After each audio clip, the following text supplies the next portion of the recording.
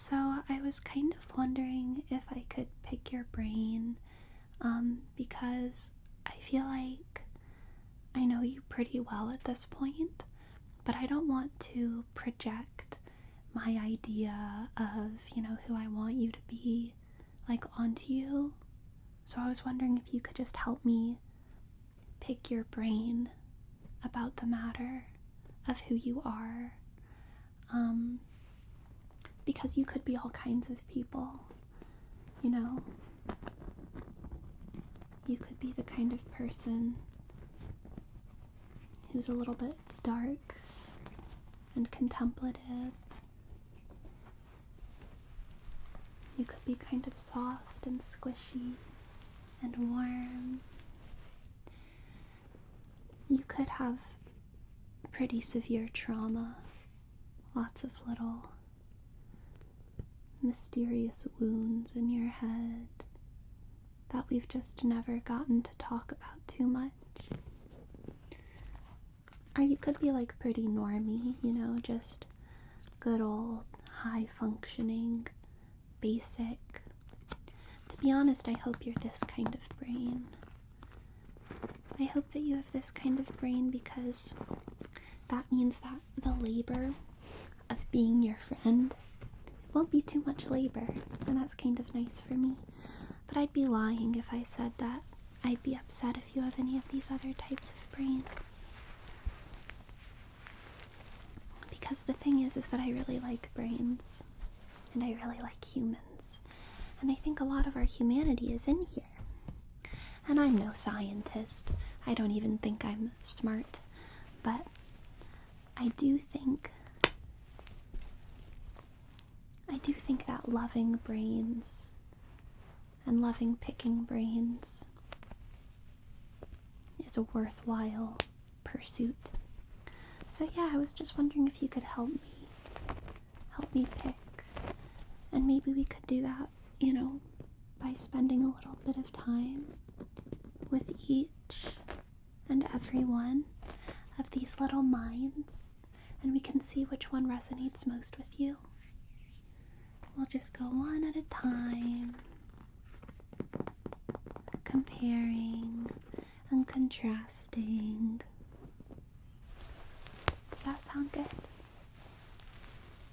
Okay. Well, first off, let's talk about this brain. This brain is really fresh out of the head. You can tell because it's kind of bloody, kind of bloaty. A little bit of a bloated brain. And, let's listen to what sound that is. It's kind of a plasticky sound. Yeah, it's a pretty plasticky sound, I'd say.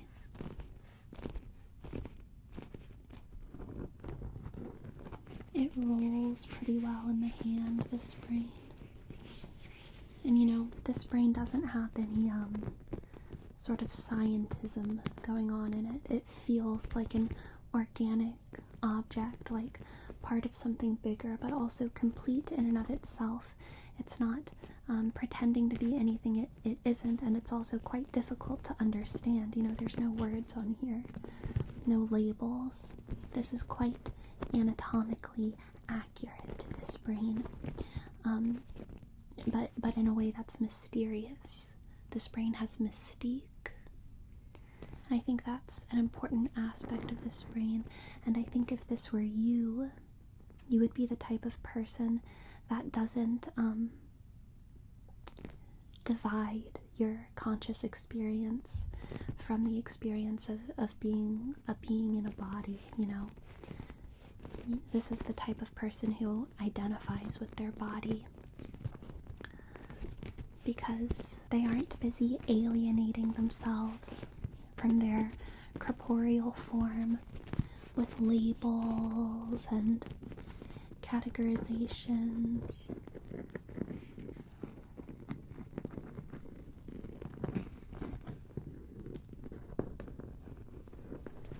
And this person's two hemispheres of their brain are fully attached. And so whenever I run my fingers between the two hemispheres of this brain, it's not at risk of separating, and it probably feels just like a nice tingly massage down the center of your soul. And this soul is integrated with the body, right? So it probably just feels like a delightful reminder of the complexities of consciousness, rather than like a severing. This brain is unseverable, inseparable,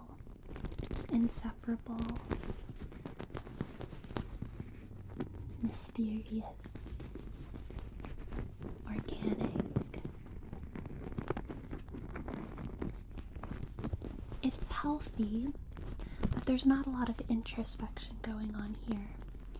Not too much introspection going on in this brain. Just sort of an ignorant bliss. An ignorant bliss.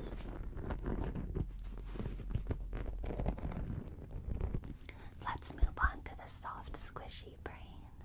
Let's move on to this one,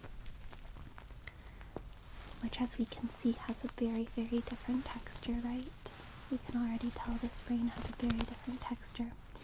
And this brain has eyes, which is a little bit terrifying, because, you know, if this was inside of your head, you would have these eyes, and then you would have further back eyes that just see black, because those eyes are inside of a skull, presumably, and there ain't no light getting into the skull, except, of course, for some of the light that pierces through hair follicles in the scalp, especially if you were to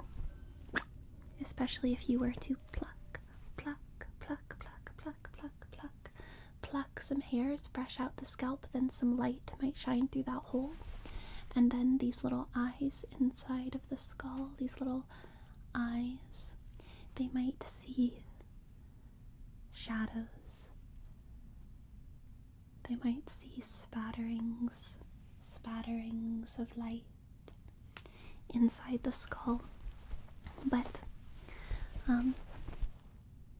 probably for most of the time they just see darkness, the dismal darkness of the inside of the human body, which is quite sad.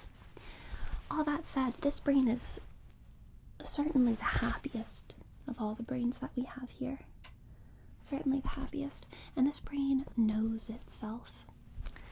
This brain is highly scientifically oriented, because you see, this hemisphere is split. These hemispheres are split down the middle, and we can very gently and healthily plop open that brain.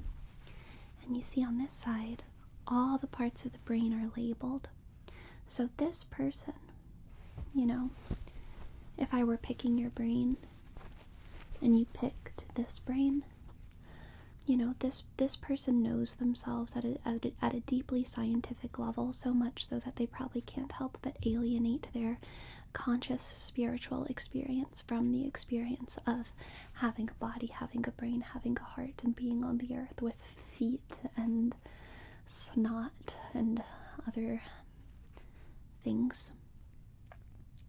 Because instead of this person having thoughts and having ideas and having a perspective, instead they have, as clearly labeled here, a frontal lobe. And they have a parietal lobe.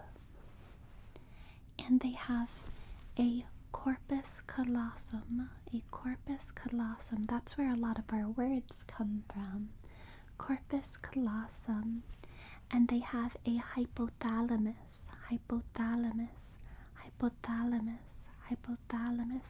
And this is very important, that part of the brain, because without the hypothalamus, we wouldn't be able to imagine hippos.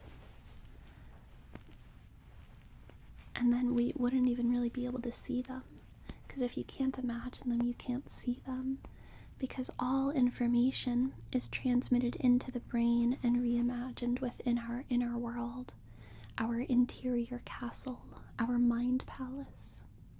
What exists out there is wholly different from what exists in here, because this is where it's processed, right? And so without the hypothalamus, you would not be able to experience hippos. You'd just be like, wow, so many waves in the water, and you would not see the magnificent mammal splashing around within it. And that'd be quite confusing, I think. And here's your pineal gland and your cerebellum. So yes, this brain is nice and soft, easy to massage, easy to squish around. And because this person knows their entire brain so well, no matter how much we squish,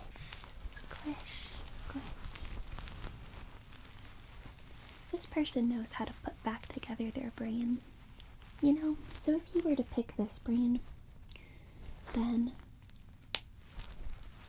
we could probably do some pretty wild things together, and always just put ourselves back together again. Pick up the pieces.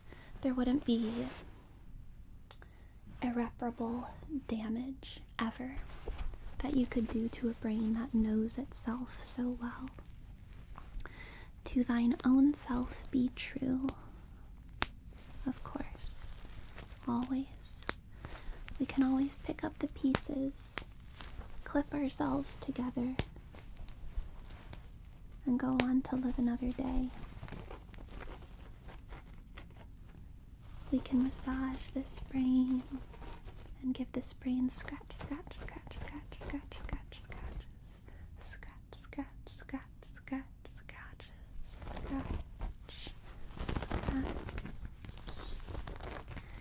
And this brain is just going to understand those scratches as happening on their brain rather than happening to their soul. A complete divide between the conscious experience and the material experience. That's this brain's superpower. So even when this brain gets scratched, thusly, the consciousness, potentially your consciousness, knows how to observe that sensation as a sort of outsider and say, ah yes, my brain is being scratched. And I am the universe experiencing my brain. How beautiful. How beautiful that I get to witness the scratchingness of my brain. But I am not being scratched, because I am a consciousness that has a brain. That's how this brain thinks. That's how this brain thinks. That's how this brain spins around the universe. Squish, squish, squish, scratch. And then, of course, there's this brain. This poor brain. This brain has been through a lot. This brain is very much like this brain. But this brain, as we talked about, has a sort of ignorant bliss about its life. Perhaps it's an athlete, you know? You know how athletes don't think about how good of peripheral vision they have, but they probably have some of like the best peripheral vision ever. That's what this kind of brain is like. They're gifted. They're immersed in their physical experience in a highly cognitive way. But they don't think of it like that because they're just a person. They're just a person in their body, with their body, of a body. They are a person of a body. This person is also a person of a body. But instead of living in ignorant bliss, they live in ignorant terror. They are a tortured spirit whose physical experience and cognitive experience has been one of nightmare after nightmare after nightmare, trauma after trauma, and their brain is so full of these little pain points, these little needles, that even whenever something happens that tickles this part of their brain, like a fun idea, like, oh, look how beautiful the sun is, one of these little needles will get triggered. Because once something bad happened while the sun was up. Ouch, ouch, ouch, ouch, ouch. And so now even the sun kind of hurts them. They'll think, oh, what a nice cold glass of water. And they'll have a positive experience over here. What a nice cold glass of water. And then ouch, ouch, ouch, ouch, ouch, ouch, ouch, ouch, ouch, ouch, ouch. They're remembering, ouch, ouch, ouch, ouch.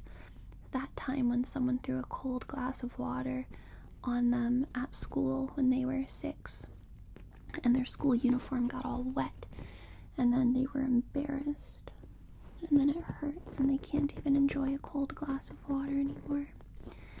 And this kind of brain needs a lot of help. And it's okay if you have this kind of brain. And if you pick this brain, you know, that's okay. That's okay. And that's why I wanted to pick your brain about this, because you know yourself better than I know you ultimately. And if you pick this brain, then that's okay, because I still elect to hold this brain in my hands and say that it's beautiful and that I'm glad these kinds of brains exist in the world.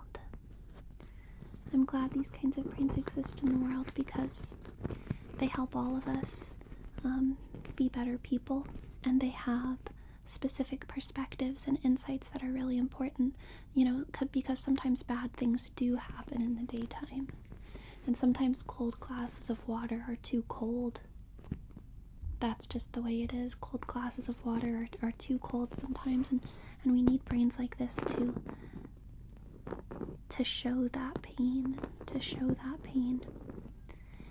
And what friendship would look like with this type of person is a very slow process of overriding all of these pain points with positive experience after positive experience after positive experience, until eventually something like this just feels like a delicious massage. A delicious massage of positive memories.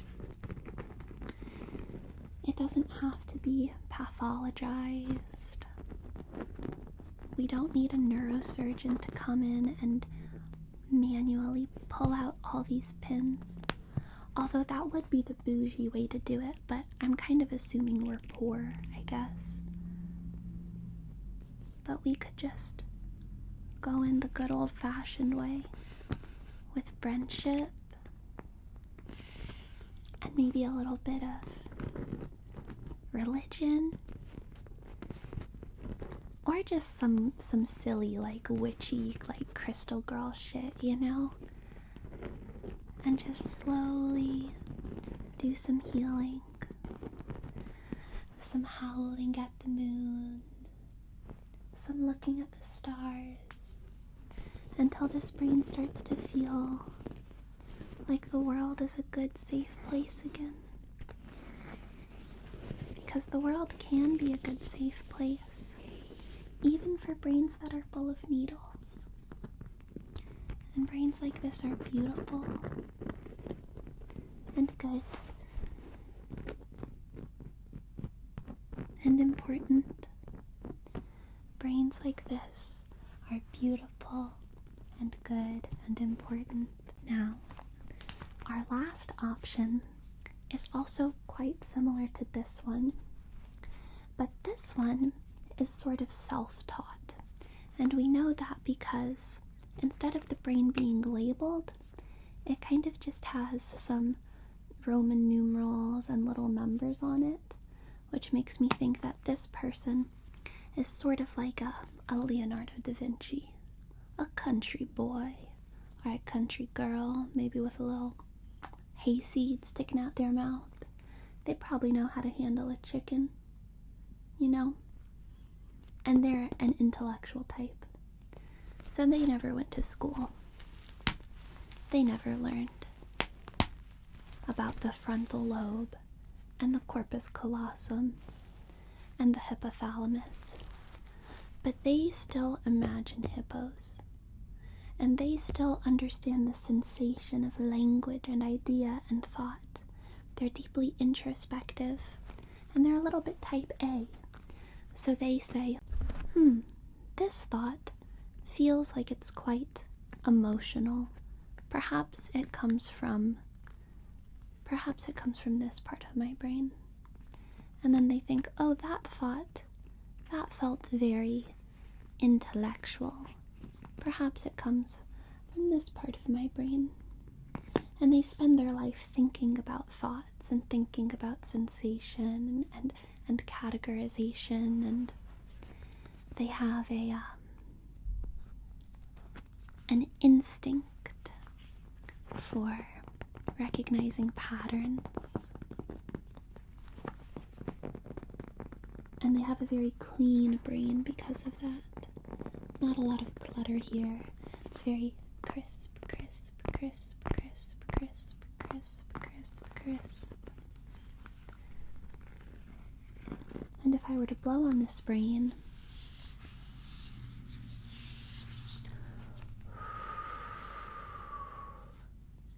it would just feel like a cool breeze is washing right over them, because there's not a layer of dust or grime or mystery.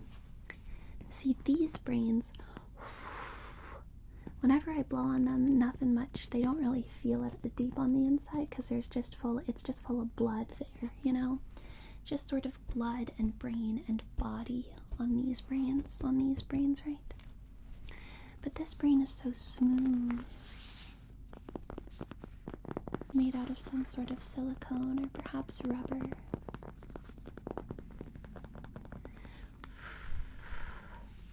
And so whenever I blow on it, there's just this sense of minty freshness.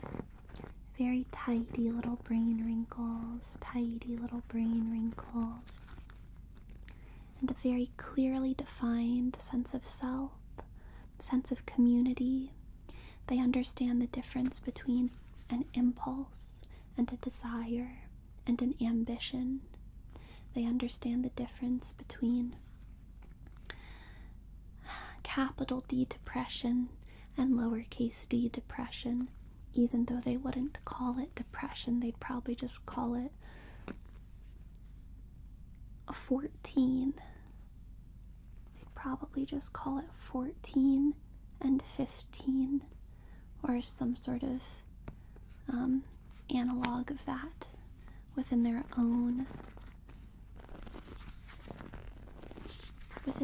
vernacular for how they self-conceptualize. This person's an independent thinker, but they are a thinker, a big thinker. Do you feel like I picked your brain? Did any of these particularly resonate? Because there are a couple other options too. You know,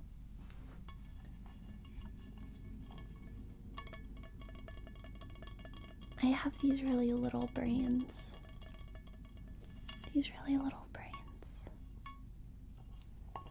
These ones. These little brains belong to someone whose sense of identity is completely fractured and fragmented.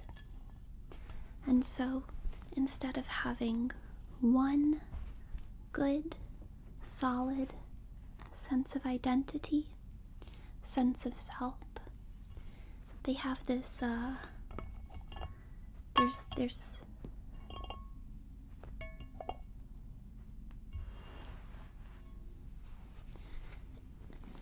there's like 5 of them in there.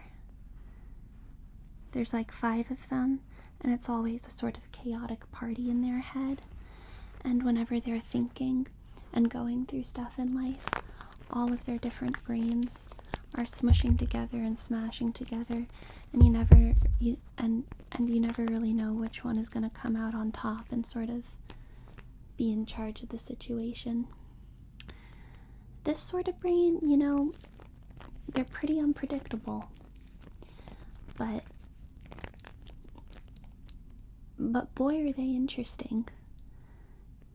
And every time that you hang out with someone like this for too long, you come away with glitter on your hands.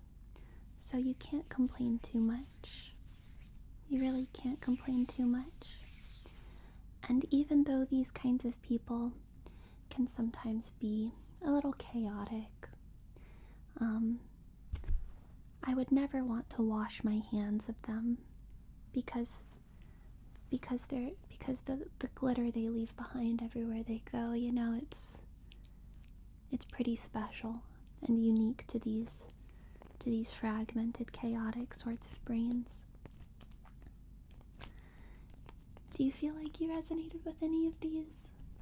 Do you feel like I picked your brain at any point? Do you feel like I picked your brain? Pick, pick, pick, pick, pick, pick. I'd really like to know which brain you relate to most. And if you don't relate to any of these, I'd love it if you described your brain to me. Because I like brains. And if you don't feel like doing any of that, you can of course just go to sleep. You can go to sleep. And you can think about your brain and think about the sensation of being you. Are you someone who divides yourself? Are you someone who integrates yourself? Are you someone who has a scientific perspective of your experience of the world? Or are you someone just floating around? Just floating around and experiencing the universe?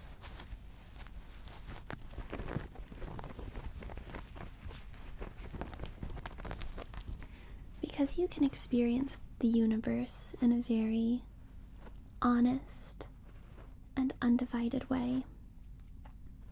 And I don't think that makes you less intelligent if you have a more mystical, integrated experience. I think this person is very healthy and very smart, you know. I think it's important for us to remember that. Because I think sometimes brains like this are given a little bit of, they're given some laurels that aren't necessarily meaningful,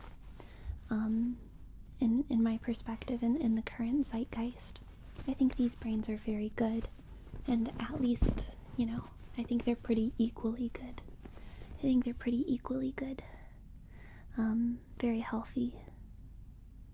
Very healthy brains, both of them. But this one has a more mystical experience, of course, and this one's just more materialistic or something like that. So yeah, that's all I have to say. I hope that you're sleeping good. I hope that you're not listening to anything I'm saying anymore, because I've kind of trailed off a little bit. But good night. Good night. Good night. Bye bye.